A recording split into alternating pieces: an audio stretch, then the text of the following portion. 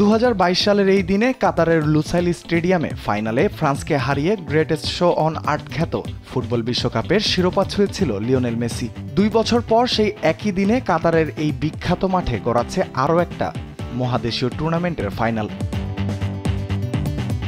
বিশ্ব ফুটবলের নিয়ন্ত্রক সংস্থা ফিফার আয়োজনে প্রথমবারের মতো হওয়া ইন্টারকন্টিনেন্টাল কাপের ফাইনাল অনুষ্ঠিত হবে লুসাইলের সবুজ গালিচায়। রাত 11টায় শিরোপার লড়াইয়ে মেক্সিকোর পাচুকা এফসির বিপক্ষে খেলবে রিয়াল মাদ্রিদ। এই টুর্নামেন্টে সরাসরি ফাইনাল খেলছে ইউরোপীয় অঞ্চলের champion Spanish giant Real Madrid. সাম্প্রতি পারফরমেন্স বিবেচনায় পাচুকার চেয়ে যোজন এগিয়ে গ্যালাক্টিকোরা। শিরোপার মঞ্চে এবার নিজেদের শক্তিমত্তা প্রমাণ করার চ্যালেঞ্জ আনচেলত্তির দলের। মঙ্গলবার রাতে ফিফা দ্য বেস্ট পুরস্কার জয়ী ভিনিসিয়াস জুনিয়র মৌসুম জুড়ে খেলেছেন দুর্দান্ত। তার সাথে পাচুকার রক্ষণে ত্রাস ছড়াতে প্রস্তুত থাকবেন জুড বেলিংহাম, রদ্রিগো, এন্ড্রিকরা। তবে ইনজুরির কারণে এই ম্যাচে অনিশ্চিত রিয়ালের ফরাসি তারকা কিলিয়ান এমবাপ্পে।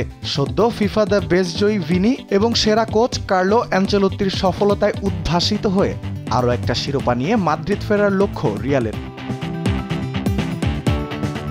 অন্যদিকে কাগজে কলমে পিছিয়ে থাকলেও বাতিলের খাতায় ফেলার উপায় নেই পাচুকাকে। নিজেদের সামর্থ্যের সমস্ত প্রমাণ দিয়েই ফাইনালে এসেছে তারা। লাতিন আমেরিকা, এশিয়া ও আফ্রিকা অঞ্চলের চ্যাম্পিয়নদের হারিয়ে শিরোপার লড়াইয়ে নাম লিখিয়েছে পাচুকা। সবশেষ ম্যাচে ট্রাইবেকারে মিশরের ক্লাব আল আহলিকে হারিয়েছে তারা। তাই শক্তিমত্তায় পিছিয়ে থাকলেও রিয়ালকে চমকে দেওয়ার লক্ষ্য নিয়েই মাঠে নামবে মেক্সিকোর ক্লাবটি।